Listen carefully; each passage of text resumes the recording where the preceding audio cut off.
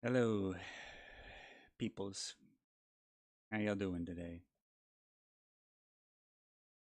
Let me get this all switched over real quick. This is going to be short. I have a short list of beliefs that I think are important to keep in mind. Um, while we're talking about this, I want to be really clear. Like who we are in events like this. Like this determines who we are, who we become. So I think it's important for us to sit down and actually talk about it. And I'm not going to take too much of your time. I have to start getting ready for work in just a minute, anyways. But shortly after, I wanted to make sure because my heart was going wild. I was not a big follower of Charlie, but I mean,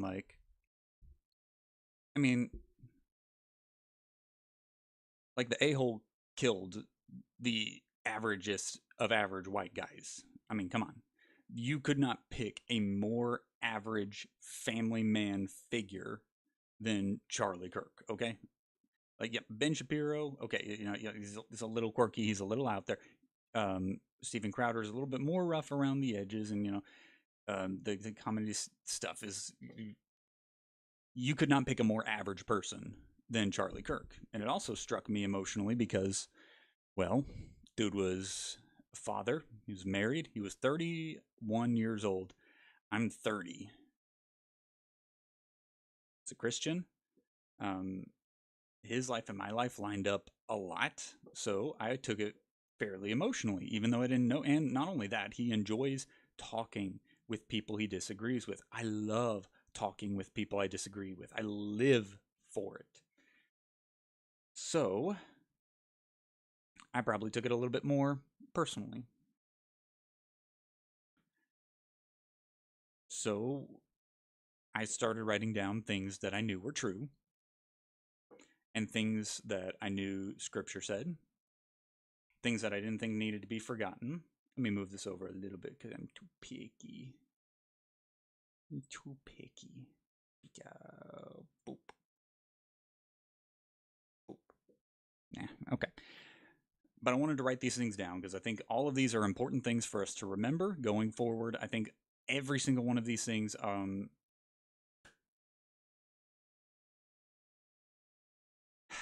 I think that these things would clear up a lot of confusion and a lot of potential bad behaviors from people on the right or people on the left as well. But I mean, we're not going to be able to control them.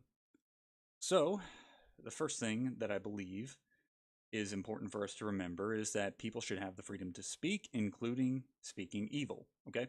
As a general rule of thumb, like, I should not be able to control what people say. And the reason is because God created every individual with the ability to speak.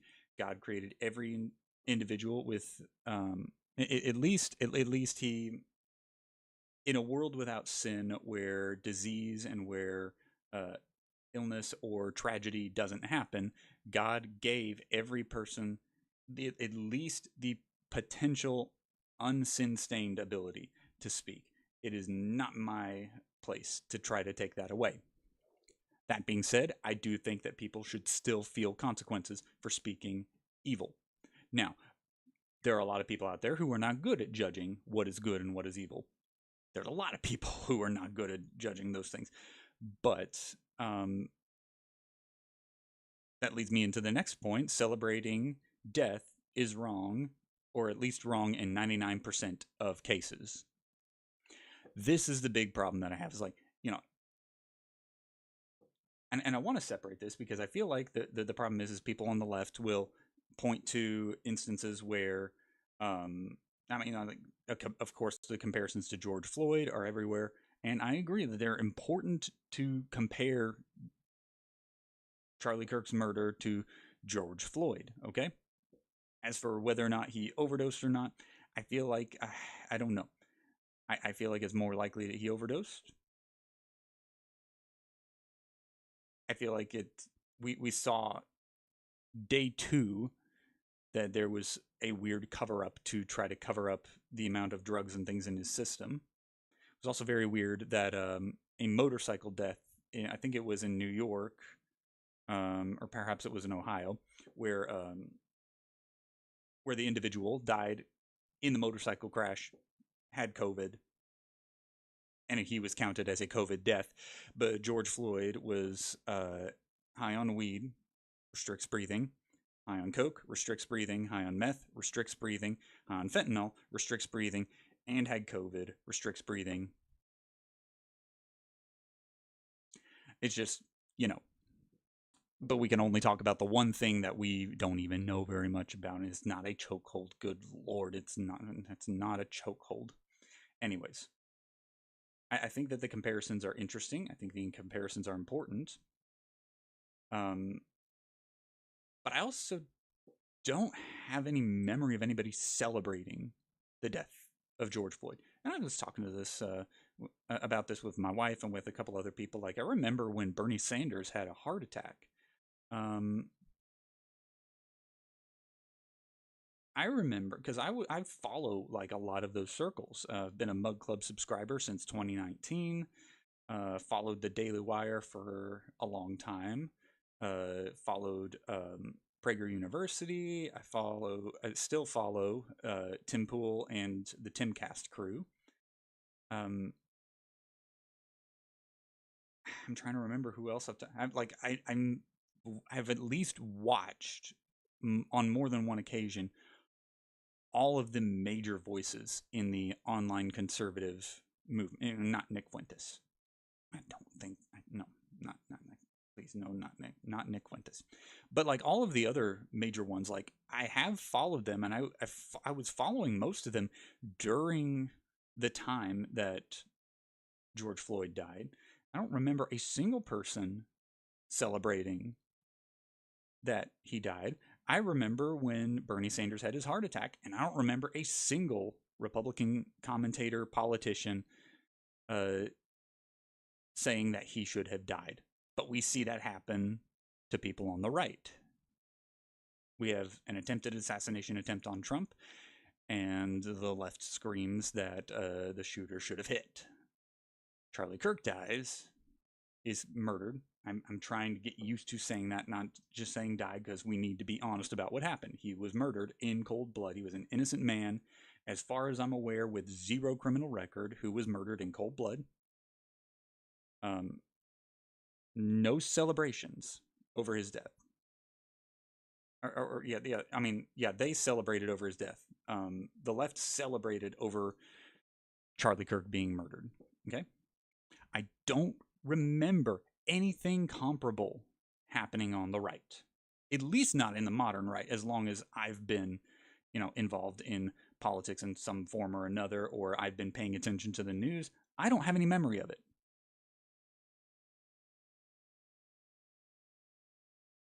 Saddam Hussein? Okay, I can get that one. But if we're talking about people who, by all means, should be considered innocent by the law, those people, I do not see a case for celebrating their death, and it is sick and disgusting. And tying back to that second point, people should feel the consequences of celebrating the murder of an innocent individual, because it's evil. That's just outright evil. If you'd be upset if the other side did it to your side, maybe not a great idea to celebrate it. It's just a general rule of thumb that I have here. The left is not addressing mental health, but inflicting mental illness. I am a very firm believer of this one, especially as the time has gone on. I very much believe that the left does not actually care about mental health. I don't. I think that when they use it as a crutch. When they talk about trying to take care of it, and how the right doesn't give mental health care access, you don't care. If you cared, a lot of these cases would not have happened. There was a famous Democrat politician, and I don't want to quote that one because I don't know that one very well off the top of my head, but I mean, we see it in a lot of these communities. Like, mental health is not prioritized for the people it should be. the only time they really care about mental health is when it's a bunch, and I'm just, I'll just go out and say it, a bunch of privileged white people who don't really need it. And the people who do need it, the people who are actually inflicted, are the people that don't get care. I was looking over stuff with the school shooting in Colorado because something sounded a little fishy to me, and I wanted to look into it a little bit. I was reading up on it because someone was saying, yeah, he was a radical right wing nut job, and I was like, okay, I don't know about that. But you know, crazy people do crazy things, and crazy people come from everywhere. Evil comes from everywhere, not just from one group. Evil comes from everywhere. Okay, keep that in mind. You'll be surprised a lot less when it happens. But I was looking into the school shooting in Colorado. And the first thing that was weird to me was like, I saw in actual articles, not on just random accounts that might be bots, that this individual was looking up websites.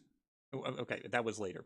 The first thing that I noticed is like, okay, only the shooter in this instance died. There were people who were injured. I believe it was two students who were injured because of the shootings. But only the shooter was dead. Okay, it was like, okay, that's, it should not have happened. But at least if somebody in this scenario is going to die, at least it's the person who's bringing violence to the table, and not an innocent civilian who. And you see, that's not me celebrating because it should never have happened in the first place. But I'll get to that in a minute. But that's not a celebration. That's just saying, like, if somebody's going to die, then it should be the person who's bringing violence to the table. But then I looked a little further because something still didn't seem right, and I was like, how in the heck? Especially because, like, and I know that, like, the way that people talk about it, we assume when we hear school shooting, we automatically assume a rifle, and we think, oh boy, here they come after the NRA. It went on for a long time. The shootings went on for a long time, and usually when that happens in the scenarios that the left talks about a lot, there are a lot of dead victims and even more injured victims. And I was like, 3 casualties in the entire long event, and the only death was from him killing himself. Something's not adding up here. And so I looked a little further. It was a revolver. He had a revolver. Okay, as far as we know, it's not a double action revolver. I don't know for certain. It could be. There are plenty of double action revolvers out there, but still, though, I've shot a double action revolver before. It's a more hefty trigger pull. And so I got thinking, like, what the heck? Look a little further. He had to reload it. There were multiple shooting sites where he shot through windows and shot lockers and things. So that got me thinking, like, wait a second. How was it so long that this individual, even though, like, not a ton of people were injured, this person was able to go on for so long? There was no school resource officer. There was not armed security there. And I was like, that's really weird, especially with, like, how, like I've seen, like, I worked as a youth pastor in the area for 3 years. And whenever I went to schools, I always saw an officer there with a gun. Why was there not an officer with a gun? He was on medical leave and the school never replaced him. They only replaced him with a couple of part-time people. So that information is available. The school published the minutes for this parent-teacher conference or the school council meeting. I can't remember which one it was, but they published the minutes for it the night of that meeting. And in that meeting, at the very end, at the very bottom of the document, there's a section that opens the floor up to the parents, and the parents brought up the issue of there not being an armed officer on site, and the principal said, hey, we felt like it was not necessary to have an armed security officer here because we're in a safer area. And so then one of the parents brought up and said, well, what would happen? What happens if there's a shooting? We have one of the, we are a remote place with one of the longest police response times. What happens if there's a shooting at the school?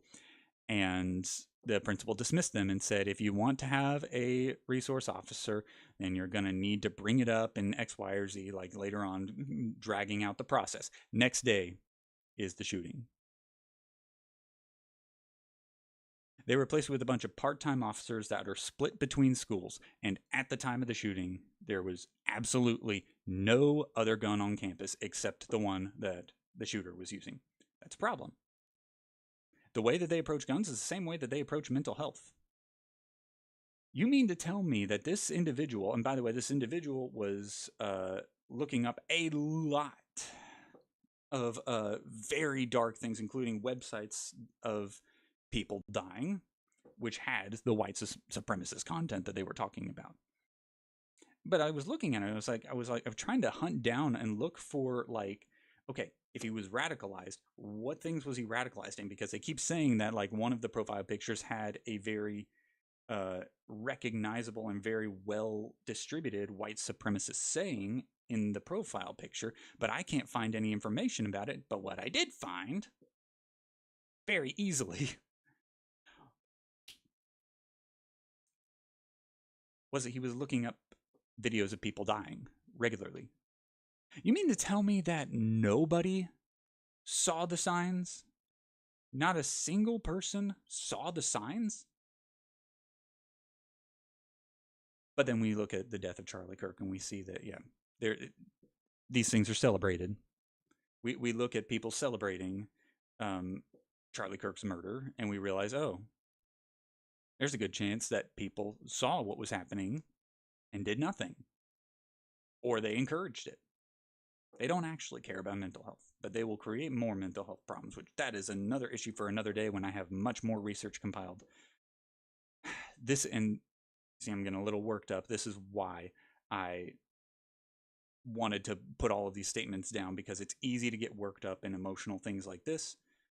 So I wanted to put them down on paper so that I could remind myself that these things are true regardless of how I feel. And we'll get to why that's important in a minute. Those promoting violence against the innocent should be punished. This is why, the whole call for violence thing is a big deal, even on the right, who believes in free speech. Well, murdering someone takes away that person's freedom of speech. They're not able to speak anymore if they're dead. And really, that's the only real way that you can truly take away someone's rights is by murder. The truth should always be spoken, especially when the truth is being silenced. Healthy people are those who can talk with people they disagree with. The innocent should not be punished for the sins of the guilty. This is a big one for me, because this is one that I think that a lot of times in culture, we kind of skip over, that we kind of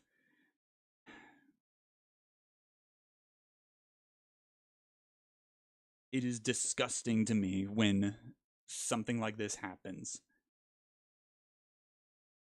and excuses are made as to why they did it.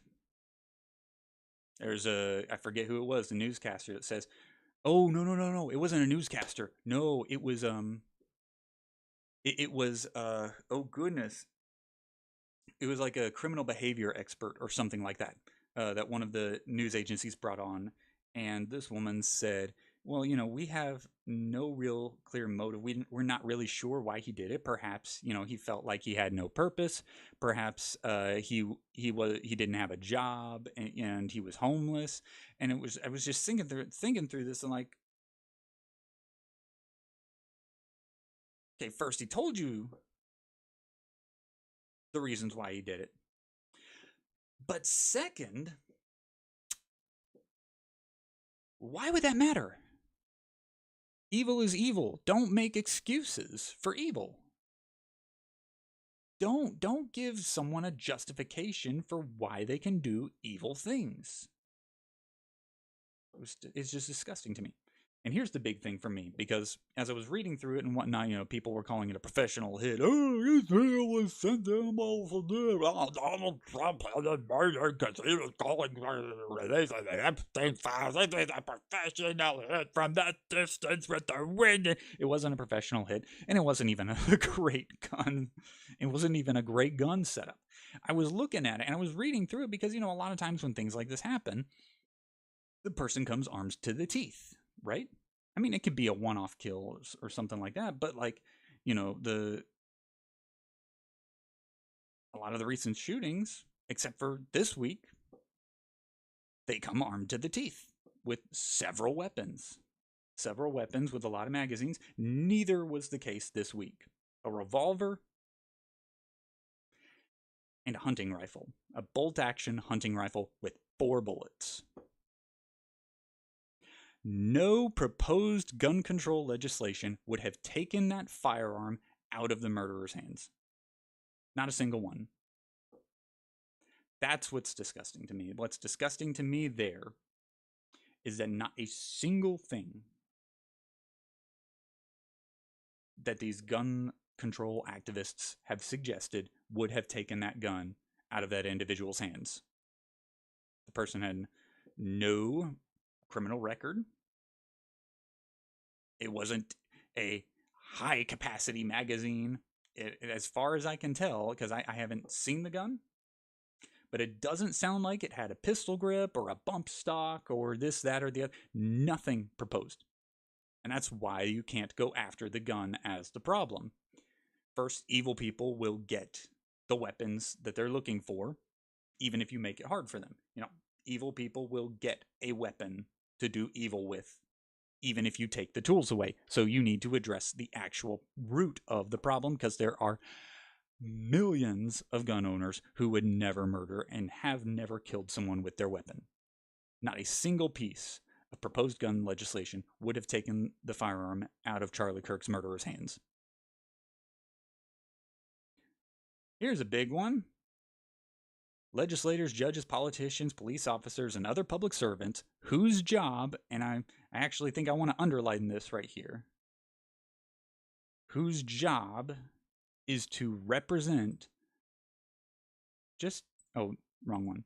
Whose job is to represent American values must be removed from their positions if they celebrate the murder of Charlie Kirk. I very firmly believe that. If your job is to represent the values of the United States of America, then you should not be celebrating death. And if you are celebrating death, you do not represent the values of the United States of America. I don't care if it's against the system. I don't care if it's against the way that things are supposed to be set up. That is a pure and easy sign of evil. You should not be in an influential office like that.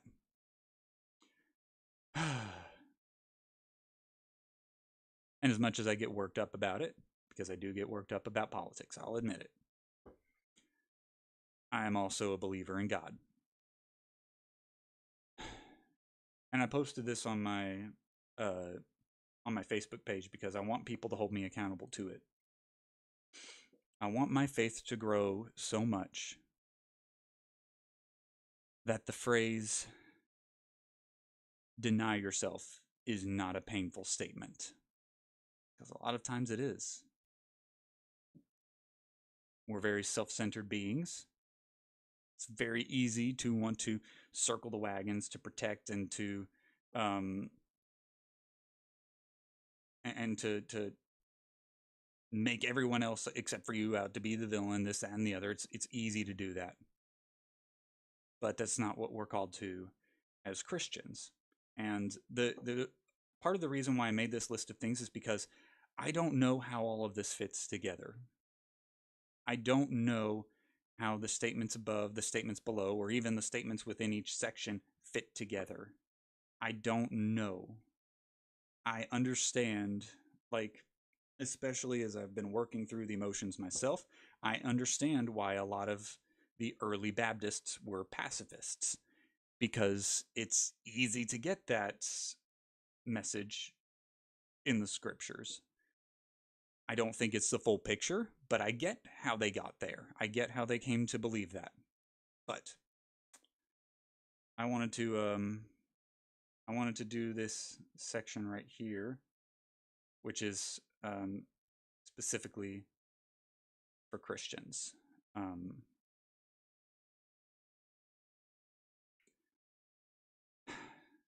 The Sermon on the Mount is, at church yesterday, one of the worship leaders just quoted segments of the Sermon on the Mount, and it really hit hard. Really made me think a lot about the way that I approach this topic. You know, blessed are the peacemakers. Blessed are the pure in heart. Blessed are you when they revile you and persecute you from the same way they persecuted the prophets. Blessed are the meek, for they will inherit the earth. It's a tough one.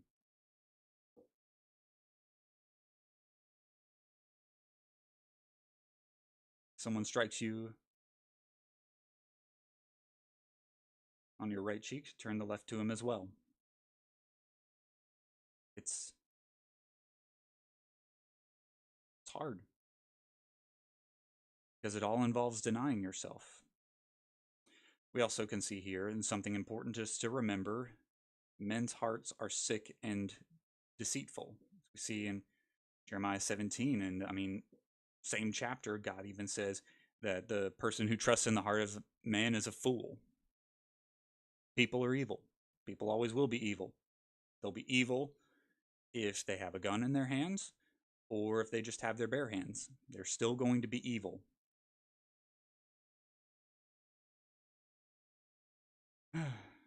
Our relationship with God and our place in eternity are ultimately what matter the most.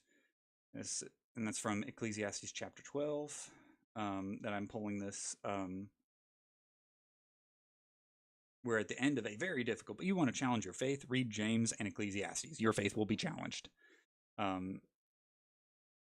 It concludes with, when all is concluded, this is the heart of the matter: fear God and keep his commandments.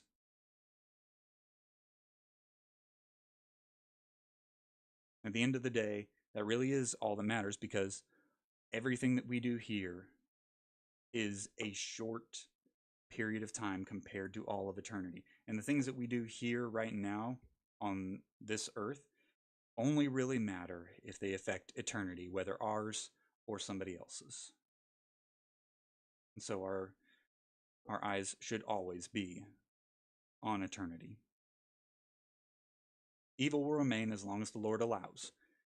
Big thing I told my students when we were going through Revelation, because they were dying to go through Revelation. So we went through Revelation, and it's pretty dark. And I warned them, it's going to get really dark, and then it's going to get more dark.